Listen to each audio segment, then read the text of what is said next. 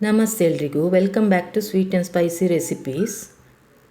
ಇವತ್ತೊಂದು ಈಸಿಯಾಗಿರುವಂಥ sweet recipe ತೆಂಗಿನಕಾಯಿ ಬರ್ಫಿ ಹೇಗೆ ಮಾಡೋದು ಅಂತೇಳಿ ನಿಮ್ಮ ಜೊತೆ ಶೇರ್ ಮಾಡ್ತಾಯಿದ್ದೀನಿ. ಇದನ್ನು ಮಾಡಲಿಕ್ಕೆ ನಾನು 2 ಸ್ಪೂನ್ ತುಪ್ಪ ಮತ್ತು ಕೆಲವು ಇಂಗ್ರೀಡಿಯೆಂಟ್ಸನ್ನು ಹಾಕಿ ಮಾಡಿದ್ದೀನಿ. ತೆಂಗಿನಕಾಯಿ ಮತ್ತು ಬೆಲ್ಲ ಹಾಕಿ ಮಾಡಿರೋದ್ರಿಂದ ತುಂಬ ಟೇಸ್ಟಿಯಾಗಿದೆ. ಬನ್ನಿ ರೆಸಿಪಿ ಶುರು ಮಾಡೋಣ. ನಾನಿಲ್ಲಿ 2 ಕಪ್ನಷ್ಟು ತೆಂಗಿನಕಾಯನ್ನು ತುರಿದು ತೊಗೊಂಡಿದ್ದೀನಿ, ಹಸಿ ತೆಂಗಿನಕಾಯಿ. ನೀವು ಬೇಕಾದರೆ ಒಣ ಕೊಬ್ಬರಿ ತುರಿಯಲ್ಲಿ ಮಾಡ್ಬೋದು. ನೋಡಿ, ಈ ಕಪ್ಪಲ್ಲಿ ನಾನು ತೊಗೊಂಡಿರೋದು 2 ಕಪ್ನಷ್ಟು. ಇದನ್ನು ನಾವೀಗ ಒಂದು ಮಿಕ್ಸಿ ಜಾರಿಗೆ ಹಾಕಿ ನೀರು ಹಾಕದೇ ಸ್ವಲ್ಪ ತರಿಯಾಗಿ ರುಬ್ಕೊಳ್ಬೇಕು. ನಾನಿಲ್ಲಿ 2 ಬ್ಯಾಚ್ನಲ್ಲಿ ರುಬ್ತಾ ಇದ್ದೀನಿ. ತುಂಬ ನಯ ಬೇಡ. ನೋಡಿ, ಈ ರೀತಿ ಸ್ವಲ್ಪ ತರಿಯಾಗಿ ರುಬ್ಬಿದರೆ ಸಾಕು. ನೋಡಿ, ಒಂದು ಸಲ ರುಬ್ಬಿಯಾಗಿದೆ. 2ನೇ ಸಲ ರುಬ್ಬಿ ಅದೇ ಪಾತ್ರೆಗೆ ಹಾಕಿಡ್ತಾ ಇದ್ದೀನಿ. ಇದು ಇವಾಗ ಹಾಗೆ ಪಕ್ಕಕ್ಕಿರಲಿ. ನಂತರ ನೋಡಿ, ನಾವು ಬರ್ಫಿ ಯಾವ ಪ್ಲೇಟಲ್ಲಿ ಮಾಡ್ತೀವೋ ಅದಕ್ಕೆ ಸ್ವಲ್ಪ ತುಪ್ಪ ಸವರಿ ಮೊದಲೇ ರೆಡಿ ಮಾಡಿ ಇಟ್ಕೊಳ್ಬೇಕು.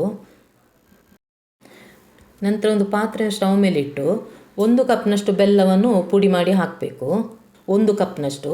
ನಂತರ 1/4 ಕಪ್ನಷ್ಟೇ ನೀರು ಹಾಕಬೇಕು, ಜಾಸ್ತಿ ಹಾಕ್ಕೊಳ್ಬಾರ್ದು. ಇವಾಗ ಈ ಬೆಲ್ಲ ಕರಗಿದರೆ ಸಾಕಾಗತ್ತೆ. 2 ಕಪ್ ತೆಂಗಿನ ತುರಿಗೆ 1 ಕಪ್ನಷ್ಟು ಬೆಲ್ಲ. ನಾವಿಲ್ಲಿ ಬೆಲ್ಲದ ಪಾಕ ಮಾಡಬೇಕಾಗಿಲ್ಲ, ಬೆಲ್ಲವನ್ನು ಜಸ್ಟ್ ಕರಗಿಸಿದರೆ ಸಾಕು. ಈಗ ಬೆಲ್ಲ ಕರಗುವಷ್ಟರಲ್ಲಿ ಒಂದು ಪ್ಯಾನ್ಗೆ 1 ಸ್ಪೂನ್ನಷ್ಟು ತುಪ್ಪ ಹಾಕಿ ನಾವು ರುಬ್ಬಿಟ್ಟಿರುವಂಥ ತೆಂಗಿನಕಾಯನ್ನು ಹಾಕಬೇಕು. ನಂತರ ಕಡಿಮೆ ಉರಿಯಲ್ಲೇ ಒಂದು 3ರಿಂದ 4 ನಿಮಿಷ ತನಕ ಫ್ರೈ ಮಾಡಬೇಕು. ನೋಡಿ, ಇವಾಗ ಒಂದು 4 ನಿಮಿಷ ತನಕ ಫ್ರೈ ಮಾಡಿದ ನಂತರ ನಾವು ಕರಗಿಸಿಟ್ಟಿರುವಂಥ ಬೆಲ್ಲದ ನೀರನ್ನು ಈ ರೀತಿ ಸೋಸಿ ಸೇರಿಸ್ತಾ ಇದ್ದೀನಿ. ಇವಾಗ ಫ್ಲೇಮನ್ನು ಮೀಡಿಯಮಲ್ಲಿ ಇಟ್ಕೊಂಡು ಕೈ ಆಡಿಸ್ತಾನೇ ಇರಬೇಕು. ಚೆನ್ನಾಗಿ ಮಿಕ್ಸ್ ಆಗಬೇಕು ಬೆಲ್ಲದ ನೀರು ಮತ್ತು ತೆಂಗಿನಕಾಯಿ. ನೋಡಿ, ಬಿಸಿ ಆಗ್ತಿದ್ದಂಗೆ ಬೆಲ್ಲ ಸ್ವಲ್ಪ ಕರಗಿ ನೀರಾಗತ್ತೆ. ನೋಡಿ, ಒಂದು 3 ನಿಮಿಷ ಆದ ನಂತರ ಈ ರೀತಿ ಸ್ವಲ್ಪ ಗಟ್ಟಿಯಾಗಿದೆ. ಇವಾಗ 1 ಸ್ಪೂನ್ನಷ್ಟು ತುಪ್ಪ ಸೇರಿಸ್ಕೊಳ್ಬೇಕು. ಇವಾಗ ಮತ್ತೆ ಕೈ ಆಡಿಸ್ತಾನೆ ಇರಬೇಕು. ಇದನ್ನು ಮಾಡಲಿಕ್ಕೆ ಒಂದು 10ರಿಂದ 12 ನಿಮಿಷ ಅಷ್ಟೇ ಸಾಕು. ನೋಡಿ, ಈಗ 7ರಿಂದ 8 ನಿಮಿಷ ಆಗಿದೆ. ನಾನು ಇದಕ್ಕೆ 2 ಸ್ಪೂನ್ನಷ್ಟು ಹುರಿದಿರುವಂಥ ಗಸಗಸೆ ಸೇರಿಸ್ತಾ ಇದ್ದೀನಿ. ನಂತರ ಸ್ವಲ್ಪ ಏಲಕ್ಕಿ ಪುಡಿ. ಇದನ್ನು ಹಾಕಿ ಮತ್ತೆ ಸ್ವಲ್ಪ ಹೊತ್ತು ಮಿಕ್ಸ್ ಮಾಡಿಕೊಳ್ಬೇಕು. ನೋಡಿ, ಈ ಹದಕ್ಕೆ ಬರಬೇಕು. ಇದು ಇವಾಗ ಒಂದು 10ರಿಂದ 12 ನಿಮಿಷ ಆದ ನಂತರ ಈ ರೀತಿಯಾಗಿದೆ, ತಳ ಬಿಟ್ಟು ಬರಬೇಕು. ಇವಾಗ ಇದು ಆಗಿದೆ ಅಂತ ಚೆಕ್ ಮಾಡಲಿಕ್ಕೆ ನೋಡಿ, ಸ್ವಲ್ಪ ಈ ರೀತಿ ತಗೊಂಡು ಉಂಡೆ ಆಕಾರಕ್ಕೆ ಬಂದರೆ ಇದು ಆಗಿದೆ ಅಂತೇಳಿ ಅರ್ಥ. ಜಾಸ್ತಿ ಹೊತ್ತು ಬೇಯಿಸಬಾರ್ದು, ತುಂಬಾ ಗಟ್ಟಿಯಾಗಿ ಬರುತ್ತೆ ಬರ್ಫಿ. ಈ ಹದಕ್ಕೆ ಬಂದ ನಂತರ ನೋಡಿ, ನಾವು ತುಪ್ಪ ಹಾಕಿಟ್ಟಿರುವಂಥ ಪ್ಲೇಟಿಗೆ ಹಾಕ್ಕೊಂಡು ಬರ್ಫಿ ಆಕಾರಕ್ಕೆ ನೋಡಿ ಈ ರೀತಿ ಒತ್ತಬೇಕು.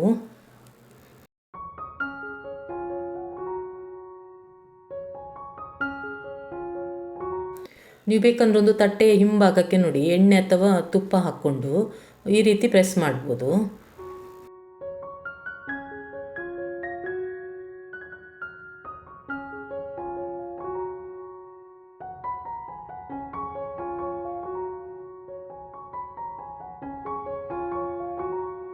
ಇದೀಗ ಸ್ವಲ್ಪ ಆರಿದ ನಂತರ ನಾವು ಅದನ್ನು ಕಟ್ ಮಾಡಲಿಕ್ಕೆ ಮಾರ್ಕ್ ಮಾಡಿ ಇಟ್ಕೊಳ್ಬೇಕು. ಒಂದು 10 ನಿಮಿಷ ಆದ ನಂತರ ನೋಡಿ, ನಾನು ಈ ರೀತಿ ಚಾಕುವಿನಿಂದ ಕಟ್ ಮಾಡಿ ಶೇಪ್ ಮಾಡಿ ಇಟ್ಕೊಳ್ತಾ ಇದ್ದೀನಿ.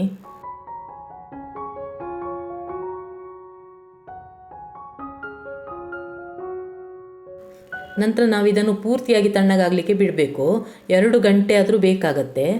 ನೋಡಿ, ಪೂರ್ತಿಯಾಗಿ ತಣ್ಣಗಾದ ನಂತರ ಬರ್ಫಿ ರೆಡಿ ಆಯಿತು. ನಿಮಗೆ ಈ ಸ್ವೀಟ್ ರೆಸಿಪಿ ಇಷ್ಟ ಆಗಿದರೆ ಖಂಡಿತ ಒಂದು ಲೈಕ್ ಕೊಡಿ. ಸಾಧ್ಯವಾದಷ್ಟು ಎಲ್ಲರ ಜೊತೆ ಶೇರ್ ಮಾಡಿ. ಹೊಸ ರೆಸಿಪಿ ಜೊತೆ ನೆಕ್ಸ್ಟ್ ವಿಡಿಯೋದಲ್ಲಿ ಸಿಗ್ತೀನಿ. Thanks for watching.